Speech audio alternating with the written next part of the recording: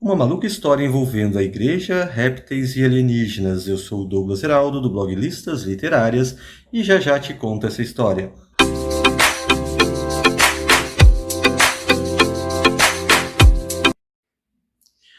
Olá, leitores e leitoras, eu sou o Douglas Heraldo, do blog Listas Literárias, aquele blog com as listas mais criativas e originais da internet brasileira.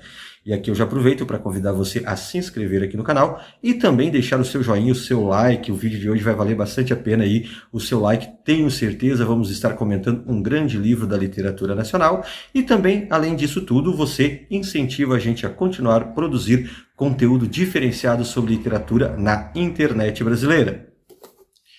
E o Filho Mais Velho de Deus, o livro 4, ele já nasce de uma forma diferenciada. A publicação ela é uma das demandas da coleção Amores Expressos, aquela coleção em que foi projetada e trabalhada pelo Ricardo Teixeira, que tinha parceria da Companhia das Letras, em que os autores nacionais da literatura contemporânea eram financiados a ficarem um mês em uma cidade espalhada aí pelo mundo, né? E aí essa experiência nessas cidades das quais eles eram encaminhados, eles tinham que entregar ao projeto uma escrita narrativa, um romance e que também tivesse uma história de amor. Foram dezenas de publicações sobre o selo da Amores Expressos. O próprio Mutarelli já começa com uma questão que ele foi encaminhado para Nova York e ele tinha aí uma certa rejeição à Grande Maçã, a cidade. Ele queria para Beja, em Portugal, mas acabou indo para Nova York e o Filho Mais Velho de Deus é ambientado nessa Nova York cidade para a qual a Amores Expressos encaminhou então o Lourenço Mutarelli. E aí várias coisas cercam a publicação deste livro, né? Inclusive o bloqueio criativo, que o Lourenço Mutarelli passou anos sem conseguir definir isso, tanto que ele, anteriormente ao Filho Mais Velho de Deus, ele acaba entregando para a Companhia das Letras o Grifo de Abdera, uma metaficção que inclusive ele vai tratar desse bloqueio criativo, dessa coisa que o atormenta, né, que é a demanda, a escrita por demanda, e também é tratada na mitologia, que já envolve essa publicação, o próprio fato de uma versão inteira da obra ter ido para a lixeira porque os editores não teriam gostado e ele reescreveu o romance novamente, né?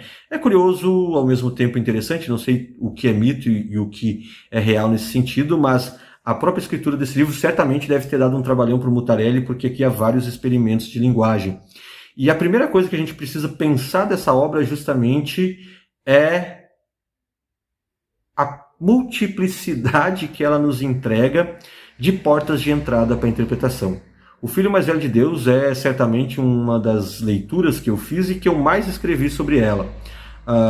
Vou deixar aqui como a gente sempre faz aqui nos vídeos do meu canal no YouTube, vou deixar alguns links, não só com a resenha lá no blog Listas Literárias, que tem o sugestivo título Santa Bosta, né? 10 considerações sobre o Filho Mais Velho de Deus, mas outros textos que eu também escrevi lá no douglasheraldo.com, que é a relação de alienígena, a questão dos alienígenas presentes aqui no Filho Mais Velho de Deus, e aí essa presença também pensando alienígenas em comparações na literatura e também nas narrativas cinematográficas.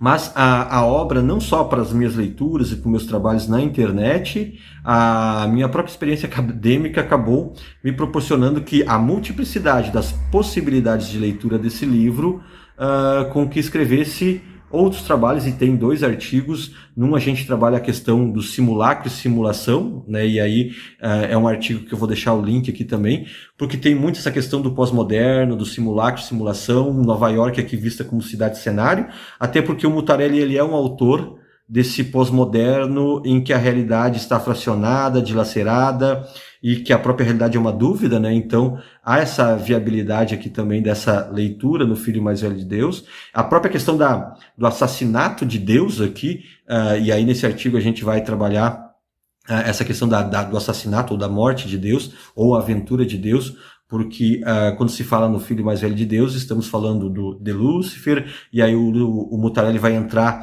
naquilo que também é algo central na sua narrativa, que são os seus demônios, que são os demônios, enfim.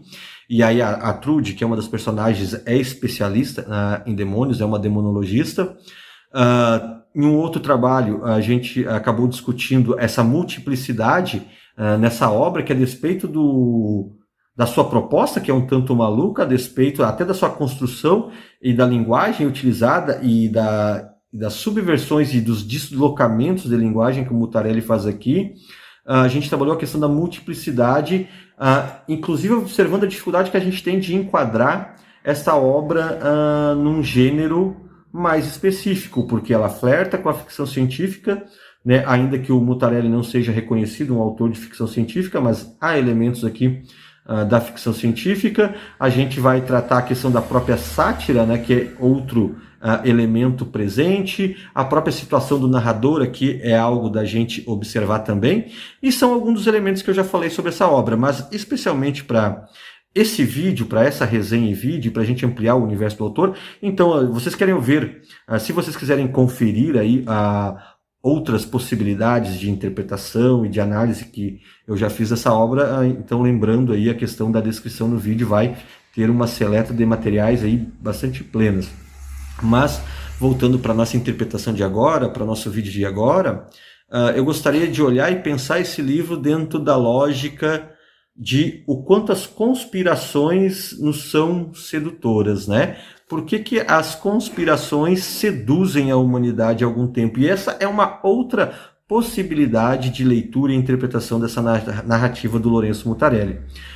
Como eu disse antes, ela é uma obra extremamente maluca. Ela é uma obra que vai envolver répteis, os reptilianos, vai envolver alienígenas, vai envolver organizações secretas e vai envolver também a igreja, enfim, é uma doideira só, é um puro suco de muita coisa aqui e muita coisa às vezes indefinível. Eu gosto de brincar que esse trabalho aqui é quase que uma colagem dadaísta, e aí tem vários elementos da linguagem do Mutarelli nesse livro que a gente pode pensar, inclusive essa lógica dessa colagem dadaísta. Mas, enfim, Douglas, o que se trata então o romance? Primeira coisa, os personagens do Mutarelli, como a gente já bem sabe, são homens que regulam de idade com o autor, e isso já gera essa confusão entre narrador e autor. O personagem é esse homem que, assim como os outros personagens da literatura do Mutarelli, acredita que a vida é muito desnecessária, e justamente por isso, por a vida do George Albert e outros nomes que ele acaba ocupando no livro ser tão desnecessária, ou ser vazia, ou não fazer sentido, ele acaba entrando aí numa teia conspiratória que envolve, então, uma sociedade secreta que acaba financiando a existência do George Albert e o colocando em contato aí com seres alienígenas do espaço, e aí retomando, inclusive, umas ideias do Erich von Däniken, né, com eram os deuses astronautas, para a gente ter um pouco dessa ideia de quantas coisas o Mutarelli vai trazendo nessa obra. E o George, que é o protagonista, que tinha uma vida cretina, uma vida mundana, é um personagem que ainda carrega as primeiras impressões da juventude, inclusive nas relações da questão da sexualidade, das suas experiências amorosas, né? Para variar, mais um separado, desquistado, abandonado pela mulher, que curiosamente ele vai chamar de Spock, né? Em referência ao personagem de Star Trek. E aí este personagem cretino, mundano, um Zé Ninguém, como geralmente são na sua literatura, né, acaba encontrando nessa rede conspiratória algum sentido para sua existência. E aí, no decorrer da obra, o Mutarelli vai trazer vários momentos e várias reflexões que, de certo modo, demonstram como essa procura ou essa ausência de um algo maior da vida mundana, de muitos mundanos, né, acaba sendo seduzida pelo olhar conspiratório, porque ao não ter nada, e em alguns momentos você vai brincar, anfetamina, mas isso, mais aquilo, teoria da conspiração, reptilianos, né. E outro elemento da questão das conspirações que o Mutarelli vai trazendo na obra, inclusive resgatando o histórico humano das redes e teorias de conspiração que passam desde pelo pensamento ocultista, que é uma marca presente também na literatura do Mutarelli, mas como essas histórias vão sendo construídas no decorrer da história da humanidade. O que Mutarelli acaba fazendo em determinado momento do livro é justamente demonstrando que há muito e muito tempo nós somos tragados, nós somos seduzidos pelo fake, né? Em tempos de fake news, de não se saber mais o que é real ou não, o Mutarelli nos relembra que a humanidade há muito tempo é seduzida pela narrativa, pelas invenções que a humanidade acaba construindo, né? E aí ele vai passar por Aleister Crowley, ele vai passar pelos alquimistas, e aí ele faz um jogo bem interessante que é a partir da situação de que um dos personagens do livro Tripinha, que vai falando as diferentes onomatopeias dos diferentes animais, né? E aí ele vai fazendo essas comparações porque os animais se comunicam ou se expressam pela onomatopeia e nós, humanos, pela narrativa. Nós contamos histórias. E é isso o que o George vai acabar percebendo a partir do contato dele com o Paul, com o Tripinha, dessa sequência de contação de histórias, que ela vai perpassando diferentes momentos aí da humanidade, porque os homens contam histórias e nós, muitas vezes, e aí dentro dessa mundanidade da existência, dessa nossa vida cretina, dessa nossa vida ordinária, né, ao esquecer o sentido, ao perder o sentido, ou perder qualquer fio dessa meada, somos tragados e seduzidos para aventuras que podem ser a mais diferente ou mais doida das conspirações, que no livro aqui vai trazer os reptilianos do espaço numa espécie de obra alienígenas do passado. E tudo isso numa linguagem que o Mutarelli torna muito atrativa. E aí outro detalhe a gente trabalhar e aí no campo da linguagem, além desse jogo que ele vai fazer com as onomatopeias e a questão do verbo, do contar, ainda o fato do Mutarelli fazer uma colagem absurda, que ele começa o romance inclusive agradecendo a Murderpedia. Quem mais ele agradece aqui só para mim retomar? Este livro é dedicado a Antônio Prata, ou Kurt Vonnegut, que são referências sempre citadas pelo Mutarelli, mas ele ainda vai colocar Google, Google Maps, Google Tradutor, Wikipedia e Murderpedia. Vida longa ao www. E aí a gente pode inclusive pensar esse www e essa lógica conspiracionista também, mas a colagem que o Mutarelli faz, inclusive os personagens aqui vão ser homônimos de serial killers, certamente resgatados aí da Murderpedia. As personagens femininas serão homônimas de atrizes pornôs. O livro, como numa narrativa do Mutarelli, e aí é mais curioso que a história de amor aqui entregue para a coleção Amores Expressos, né?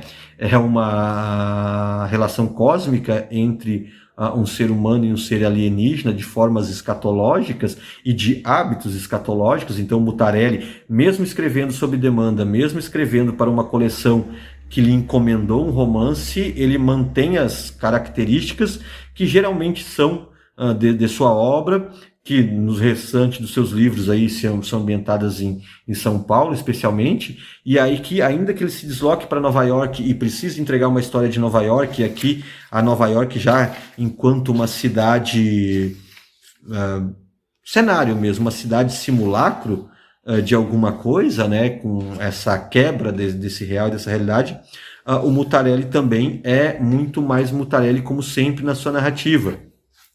E, com tudo isso, ele também adentra a própria questão de pensamentos filosóficos e de questionamentos acerca da própria natureza divina. E aí, se a gente pensa essa lógica do contar, né, não há história contada de tanto impacto, talvez, nas sociedades contemporâneas, especialmente na sociedade ocidental hoje, que a contação bíblica, e talvez haja esse jogo presente aí também na natureza do Filho Mais Velho de Deus aqui, e da própria questão do Mutarelli viver nessa corda bamba entre o diabo e o divino, entre o profano e o sagrado, porque Deus é uma dificuldade de entendimento para o Charles Albert aqui, que é o personagem com múltiplos nomes da narrativa, né? Isso é uma referência de muitas obras da literatura brasileira que acabam encontrando no demônio uma versão mais assimilável, mais humana, mais terrena, digamos assim, enquanto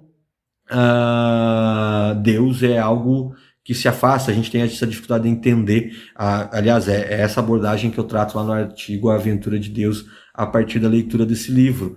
E que não deixa de estar interconectada e relacionada, então, a essa contação, né? A essa contação de histórias humanas.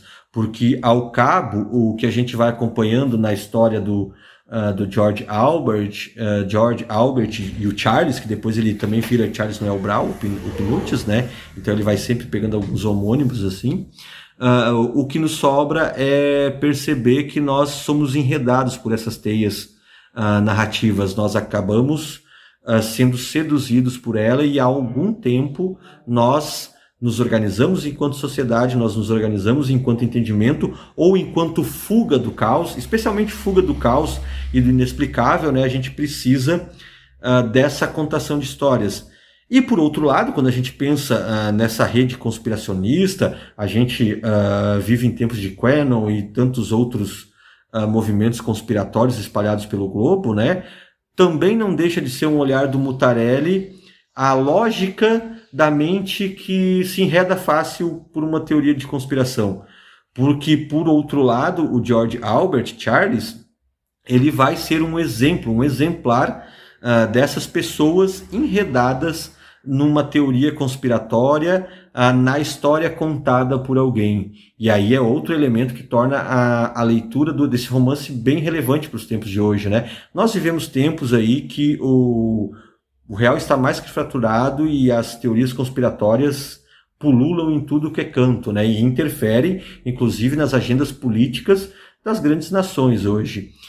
E o Mutarelli tem um entendimento, ou nos demonstra a partir da sua narrativa, porque nós podemos presumir isso a partir da leitura, um pouco a lógica do indivíduo envolvido pela conspiração. A lógica do indivíduo que acaba amando a conspiração, que acaba acreditando na conspiração, mesmo o seu protagonista sendo, muitas vezes, reticente, né? Porque além da igreja, dos répteis, da organização que acaba envolvendo o personagem, quando adentra as questões mais teológicas, né?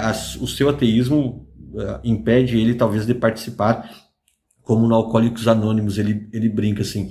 Então é uma narrativa de portas infinitas para a gente fazer a leitura e a interpretação. É uma história que a gente pode simplesmente achar ela como uma história do absurdo, uma história dessas de mais bobagens, pensando que temos aqui uma conspiração alienígena, com os reptilianos invadindo a Terra, um caso de amor entre um humano e um reptiliano, um americano Zé Ninguém ali, um bostão que perdeu o emprego e não tem nada. Essa lógica é importante a gente manter, essa lógica do cara que não tem nada a perder, do cara que não tem mais sentido algum na vida, né?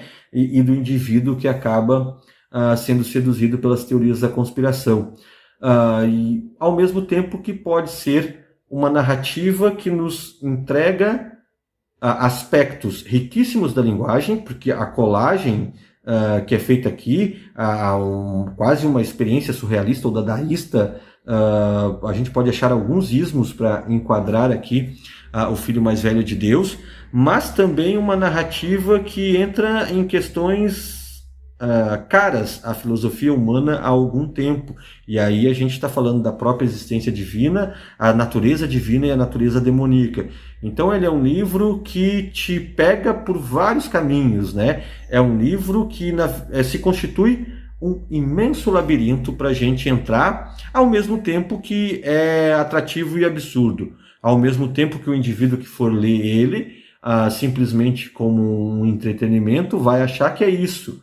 Mas uma leitura profunda acaba fazendo com que a gente olhe por tantas portas que mostram mais uma vez o mecanismo da própria conspiração, porque essas tantas portas que se abrem e que o Mutarelli deixa aberta aqui também vão evocar a esses signos do conspiratório, né? Porque a gente vai puxando algum fio e sempre tem algo por trás e a gente passa a se tornar um leitor extremamente desconfiado dos tantos símbolos e signos presentes aqui na história do George Albert, né? E além, para reforçar, uma obra que traz todos os outros elementos da literatura do Mutarelli, a escatologia, o absurdo, o mundanismo dos seus personagens, essa vida ordinária, só trocando o Brasil pelos Estados Unidos. Enfim, é uma obra para vocês conhecerem e se aprofundarem na narrativa do Lourenço Mutarelli, e talvez, não sei se está na minha preferida do autor, mas talvez esteja. Né? Ainda não é uma decisão que eu tomei dos livros do Mutarelli o que eu mais gosto, mas esse aqui tem tanta coisa, tem tanto, como um professor de literatura meu dizia, né? O professor achava esse livro ruim, dizia que, mas ele é tão ruim que tem tanta coisa para falar nele. Eu, pelo contrário, até acho ele interessante demais, justamente nesse sentido que as infinitas, não digo infinitas, mas as múltiplas possibilidades de interpretação em um livro que acaba nos entregando tantos olhares diferenciados e que nos permitem diferentes observações dos comportamentos humanos. Ele deve ter aqui uma qualidade que a gente ainda vai entender, porque é preciso compreender que não é uma obra que está sempre naquelas lembradas do Mutarelli, não tem o mesmo status do Cheiro do Ralo, não tem nem mesmo o mesmo status do Grifo de Abdera, mas ela tem alguns elementos, no mínimo, curiosos e que a gente pode se aprofundar mais. E aí é isso, gente.